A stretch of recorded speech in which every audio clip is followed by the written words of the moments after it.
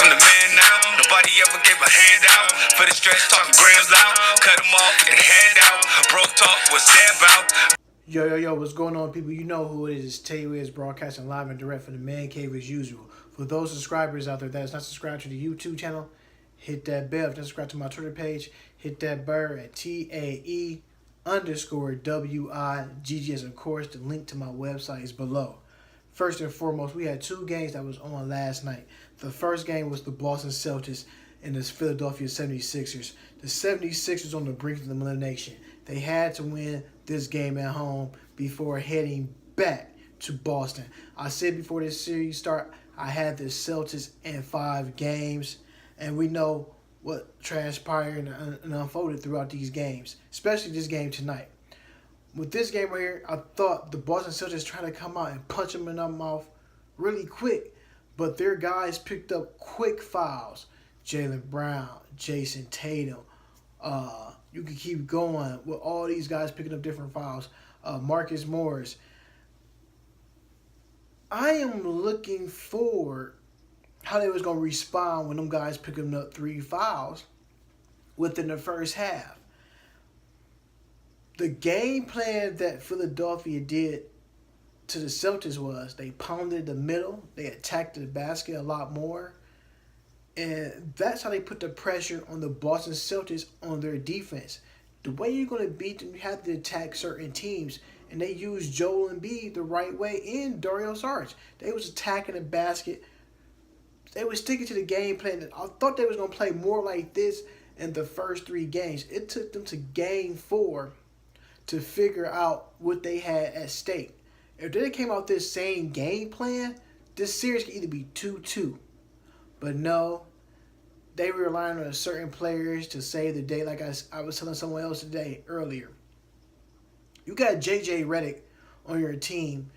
He's vocal. This probably been the most vocal he ever been since being in the league. Because every team he's been on, he has played with some superstars along the way. So when you have a superstar on the team, yeah, your voice is going to be heard, but it's not going to be heard like that. They listening, but they're not hearing you. It's a difference. So now, as he moved on from the Clippers to come to the 76ers, he can fill that void and he can be that voice. And same thing with Mary Johnson. Never was the guy on none of the teams he played on. Now he's a voice in the locker room and on the bench to these young guys. And what they came out and did to the Boston Celtics, they came out and punched them in the mouth. The Celtics wasn't expecting that. They probably was to a certain point, but you already know when a team is down 0-3, they are coming out with a punch. And I thought Philly needed this win to break the mold. Like I said, the series is 3-1. Boston still got a stranglehold on this series. They still the favorites to win this next game at home in Boston. Jason Tatum. When I went down the list and looked at all these guys, they plus minus. Jason Tatum was a -1. Al Horford was -11. Marcus Smart was -12. You had Terry Rozier -14. Jaylen Brown -5. And Marcus Morris -7. So when these guys in the minus, there's nothing else they couldn't do. They was forcing a lot of shots. Brad Stevens ain't got a technical foul. So if you want to go minus there, because a technical foul is considered a turnover for extra points, that's a minus on him. That's -1 point. So you looking at what he was trying to do to his team. He was trying to fuel his team back into the game. That backfired on him. Terry Rozier and Joel Embiid get into a little scuffle about this and that. The one thing I never did like, for players talking to the referee, why do players always try to knock the ball out the player and the referee is standing right there and you know the referee going to tee you up? That's just crazy. And the one thing I like about this scuffle, this team, the Boston Celtics, been here this all year long, ever since Kyrie Irving and Gordon Hayward went down with the injury. This team is going to fall out the playoff race. This team can't do it without their other 2 main guys. And they keep forgetting Al Horford been there before. They got guys that been in the playoffs and got their feet wet, as Marcus Smart and Jaylen Brown and these guys. But to add a young guy, Jason Tatum, to the mix, to give him some length and the athletic ability to go to the rack. I always thought on defense they should have switched it. They finally switched it up. They got J.J. Redick off Jason Tatum. You see more bodies coming towards Jason Tatum, Robert Covington, and Dario Saric. They're making him uncomfortable. He wasn't ready for that scheme. And I thought Brett Brown should have had that scheme going if he wanted to beat the Boston Celtics. Like I said, this series either been 2-2 or they could have been vice versa 3-1. As you go down the list, as you see who contribute, like I said, Jaylen Brown had 8 points, but he picked up 5 fouls. But and you can't get into a rhythm when you're calling fouls like that. It takes the player out of his hookup. The same thing for Marcus Morris. These guys play with so many fouls, and it's so hard to play your offensive game and your defensive game because the first thing you're thinking about on offense, if I'm coming to the hole, I want to get called for an offensive foul. If I'm on defense, I don't want to get called for a personal defensive foul. So it's almost like you walking on eggshells trying to stay alive out there in the game like this. Philly was going to bring it. Their fans was on their back. I just thought they could have been more hungrier than that and been more even keel. Because, like I said, Tatum scored 20 points. It still wasn't enough to get you guys over the hump. And he had 3 fouls early. And they kept him out there. So you know this team going to make some adjustments. Brad Stevens is a genius when it comes to this stuff. And I thought Boston put up a fight, but it wasn't a fight they was looking for. Terry Rozier, like I said, and Joel Embiid. Now, that's almost like David and Goliath fight. And most people say, well, you probably pick Joel Embiid or Terry Rozier to win this fight. We know this is the NBA. Most of these guys not going to fight.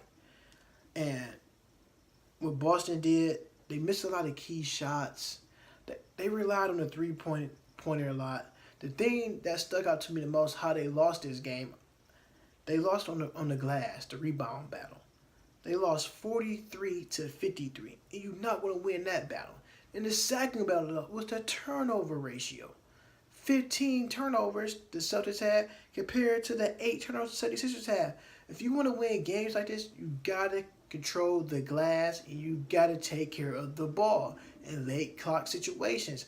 All these turnovers, that's going to hurt you because them turnovers turn into points.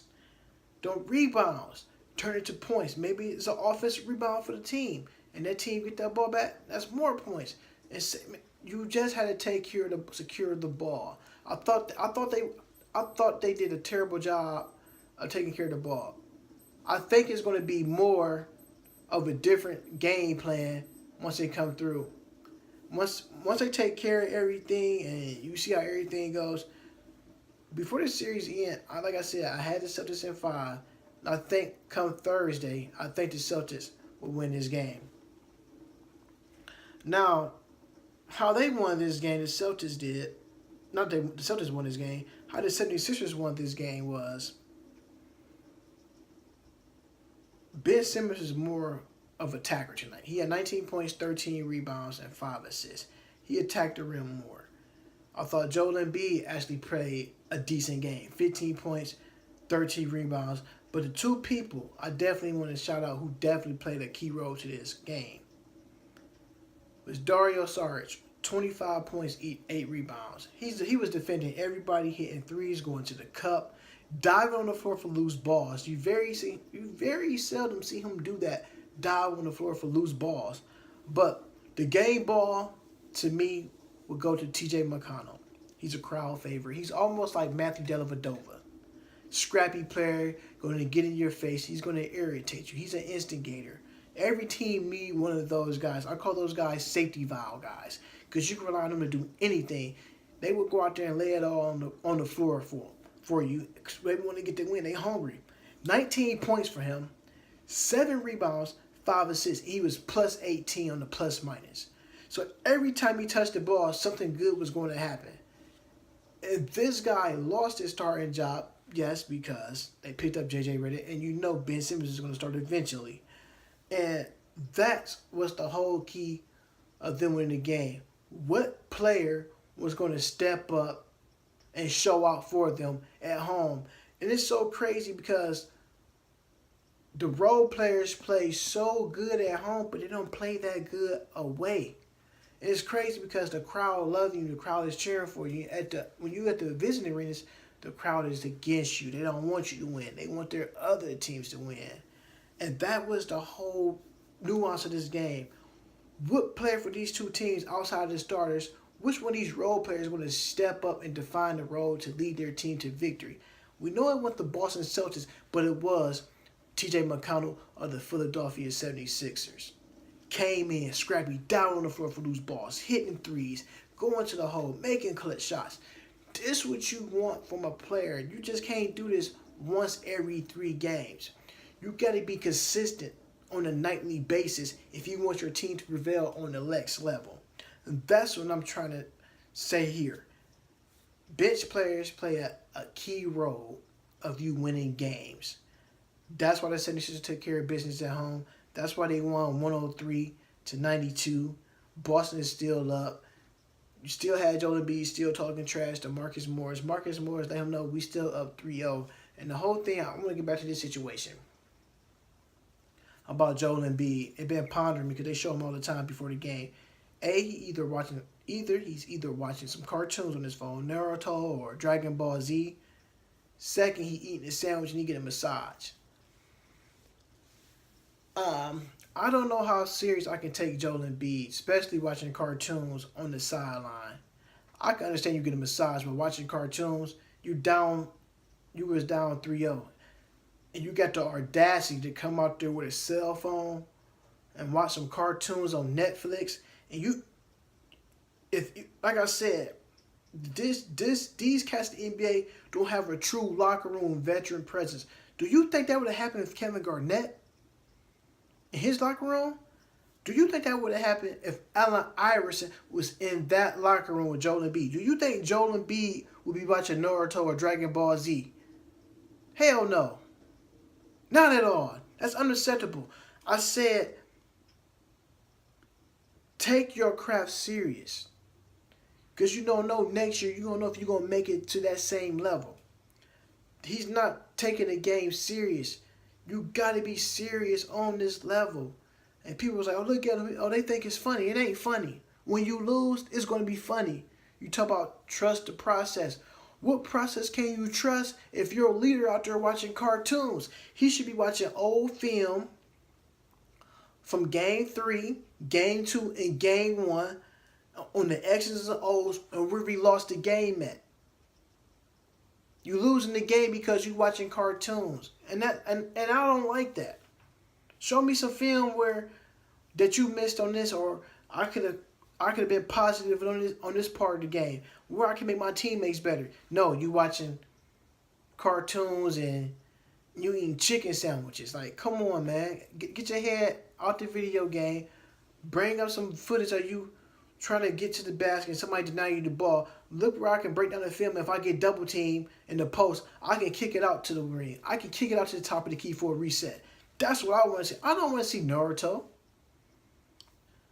So, like I said, next game, I got the Celtics winning at home. Like I said, I had them winning in 5. The next game that came on last night, the Toronto Raptors. Woo! And the Cleveland Cavaliers. I know everybody wondering, why is that broom behind me? You see what color it is, right? Same color as the Raptors jerseys, black and red. And, oh, that's my guy right here. We call him the Sweepalier.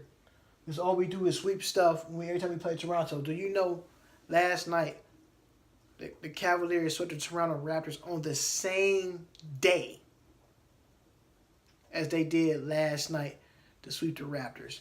It's the broom right here. This broom does a lot of dirty work around the house. Sweep up everything. Baby dinosaurs. You name it. This broom sweep up everything. This is a special one. This is I don't think you can get this one. Shout out to Walmart for this one. It's called Old Cedar. Old Cedar make these black and red.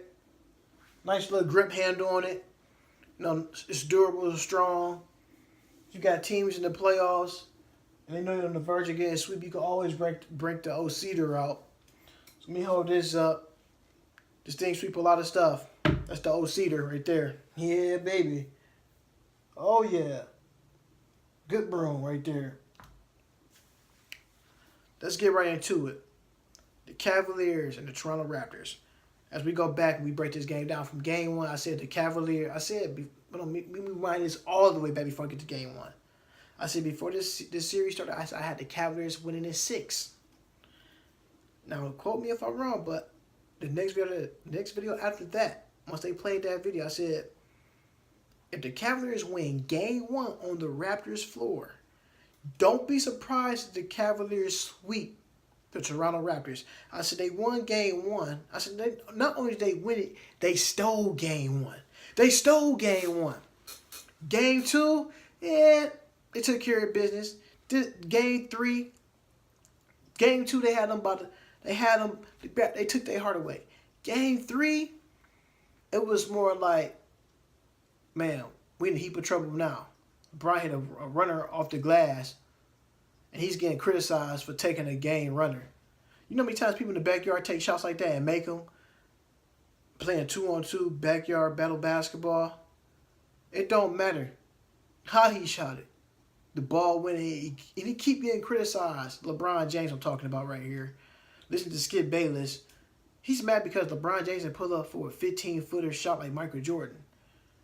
And everybody shoot game winners in different ways. It don't have to be pretty. The whole object of the game is to get the ball into the basket. I don't care what this guy LeBron James do.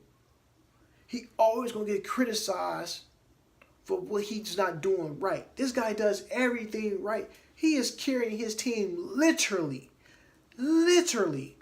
on his back. But people are so blind to see what's going on. They still trying to compare him to LeBron. Still trying to compare him to Michael Jordan. And at the same point, how can you compare LeBron James to Michael Jordan? These are two different eras. Mike played with the hand check era. This era here, you could do a little bit more. The pace of the game picked up. If like tonight, the Cavaliers won by 35 points. If Michael Jordan or anyone on his team in the 90s won by 35 points, you'd be like, dang, who didn't play last night?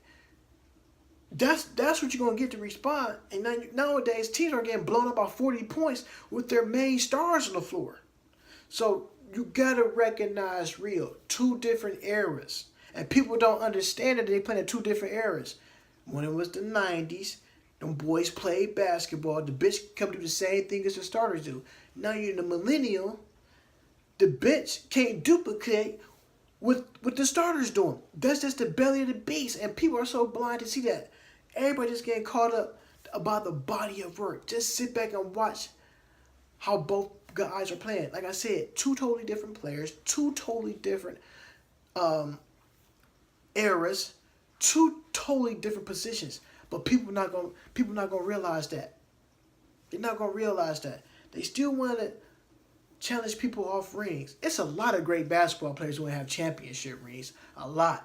Karl Malone and John Stockton is one of the best players ever to walk the floor. They don't have a championship ring. Charles Barkley is another one. He don't have a championship ring. We can keep going on and on and on about who doesn't have rings. You can go to football with this. You can go across baseball with this. It's some great home run hitters out there. I'm talking about some top-notch home run hitters out there. Some of them guys ain't got no World Series ring. Ken Griffey Jr. is arguably one of the greatest baseball players ever as a home run hitter, but he don't have that hardware. But y'all not talking about that. They so fast to criticize how great that Michael is, and they still trying to figure out why LeBron what is the hate about LeBron James. The only thing I can say why people hate LeBron James, he is a proven winner, and second of all, that he went to Miami and he made that move. It's all said and done. Kevin Durant just said the same thing. Who cares? Grown man, you can go anywhere you want to. So if I go, you can go anywhere you want to. So if you make a decision about going to this job, or the first thing these talking about, you don't want him. You leave a different situation. They pay him more, and it's better for you. Let's get back to this game. That's all I want to say. So as you see my broom I had out there, the sweep of Lear, the Toronto Raptors had the best regular season that they had in Toronto basketball history. They was 59-23. Number 1 overall seed. led the league in scoring and 111 points per game. 2 All-Stars, DeMar DeRozan and Kyle Lowry. And it's so funny, as I go back on this trip down memory lane this past summer, I interviewed 3 to 4 people up in Toronto. And they gave me their expertise about the team. And I said, how you feel about your team this year? They said, we're going to be good. I said, what seed y'all going to be? They said, he said, ain't no telling with the Cavaliers. He said, we probably going to be no lower than the 2 seed. I said, I respect it. Real Toronto fans, I respect that. I said, what are some main pieces? What players do you want to attract to your team? What you think your team needs to do to get better?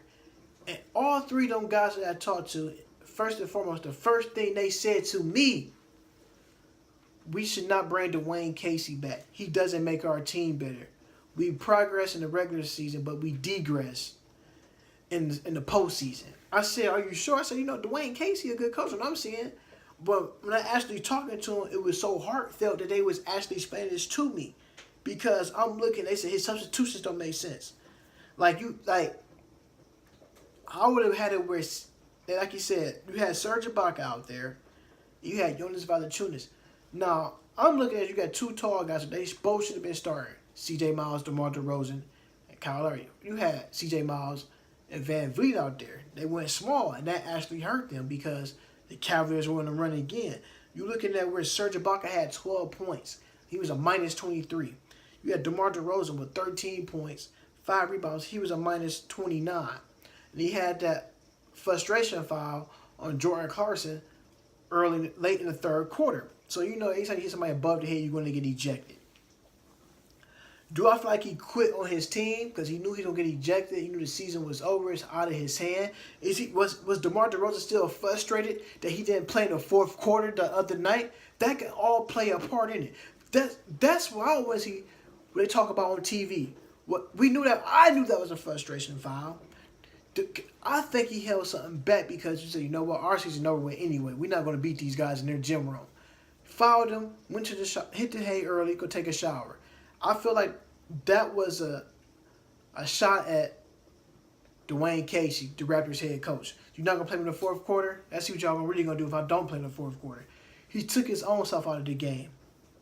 I thought he quit. That's what I see through my eyes. They going to say something different on TV. But that's what I see. He did make a basketball play. Kyle Lowry, another person. 5 points, 4 rebounds, 10 assists, minus 23. These are your 2 All-Stars here, guys. And as you looking at the game, Kyle Lowry don't give you nothing at all in this game besides the second quarter. Second half of the game, it wasn't much. You looking at when the Raptors going to make their move. Because this team can't make a move. What's going to happen? Can this team at least go on a 12-0 run to cut the lead down? The lead just kept mounting up. I thought Jonas Valanciunas played great off the bench, 18 points. DeLon Wright had 10 points. But this team hurt themselves from the 3-point line. They was 4 for 15 from the 3-point line. They was a minus 175. That's the plus minus. And I think Las Vegas had the Raptors tonight favored by 6.5 points. So if you bet on the Raptors tonight, my God, they lost by 35 points. And the crazy thing about it, Dwayne Casey, I've been saying this for the longest. I said if you guys get swept, you might get fired for this because the leader of these guys and the leader of men in that locker room, I didn't see no sense of urgency. I didn't see no fight from your team. They was all cool with it. They was kiki and ha-ha on the bench laughing in the middle of the fourth quarter. I'm gonna be honest with you. I hate to lose. Whatever I'm doing, playing sports, I hate to lose. Right to this day, I still play basketball and softball and all this stuff. I hate to lose. Why? Because once I start playing sports, all I do is win. My father said, son, don't make losing a habit. Some people are fine with losing, But if you want to win this game, you got to be better at what you do. You got to give it your all. And tonight, Toronto was a prime example. They did not give it their all. Just like that Drake song say, "Hold on, we going home." Toronto had a fun season. Get back on that plane, flying right downtown. You guys only 10 blocks away from the arena. Another 6 blocks away from the Rogers Center where the Blue Jays play at. I know Drake is waiting for you guys right now on the runway. Probably give you guys hugs and say it's all right. We'll be back next season. But you got to make some moves on this team. Then you got Majiri, the GM, who ran on the floor the other night. Now, I thought that wasn't professional because as a leader of the Raptors, you don't want your GM on the floor asking for calls. That's a big red flag. That's a no-no. And I thought the Cavaliers took care of business, 128-93, sweep the Raptors. This team is 12-2 all time in the NBA playoffs versus the Raptors. The Cavaliers are 12-2 versus the Raptors. And the Cavaliers is a plus 175 points. They was 12-26 from downtown.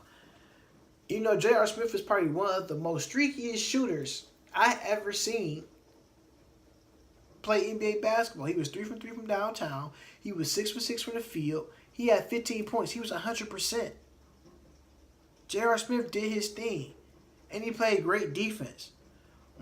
When a player can sacrifice a lot and be motivated and locked down on defense, you can do a lot. I'm looking at where Kyle Korver, a.k.a. I'll call him the Corvalier, 16 points. George Hill, 12 points, 5 assists. Out of them 12 points, he had 2 athletic dunks. I said dunks. Dunks. Oh, my God. Them Raptors, once George Hill was going to the whole dunking the ball like that with authority, I knew the game was over. I said, you know what? It's going to be a long game for Toronto. A long game. And I said this, too, in 1-7. I said, if Kevin Love can score 20-something points, I said 9 times out of 10 in the series, the Cavaliers can blow teams out when he's scoring 20-plus points.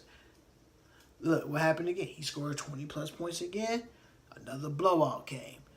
So, Kevin Love got it going early. He was more feistier. I seen that fighting Kev. He was more feistier.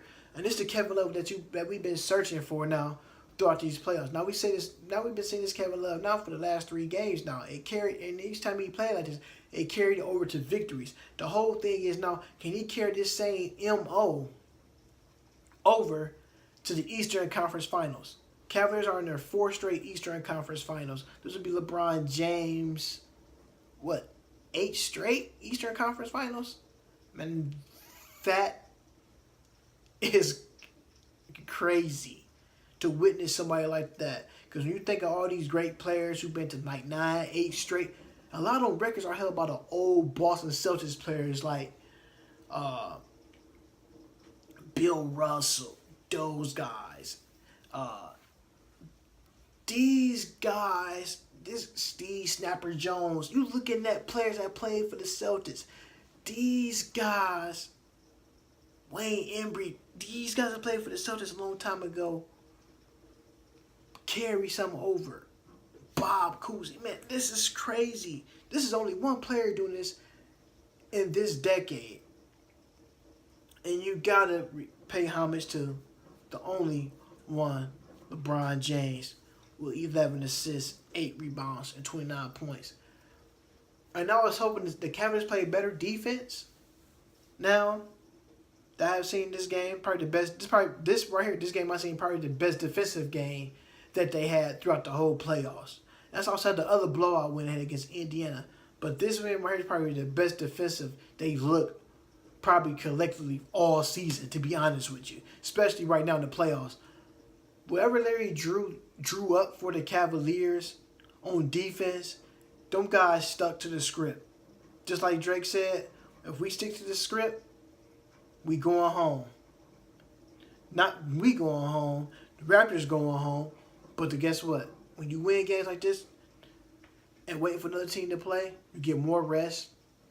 LeBron James even play even more better on 2+ days rest.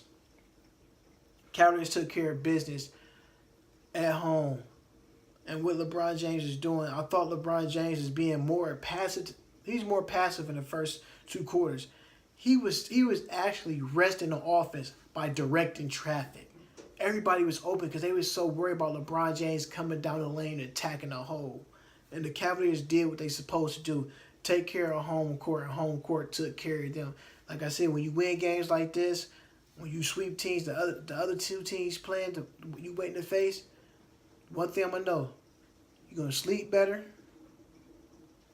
you're going to feel better, the food going to taste better, and it definitely, when winning, heals everything. With that being said, I'm Tay Wiggs. I'm broadcasting live and direct from the Man Cave. I'm out. Peace.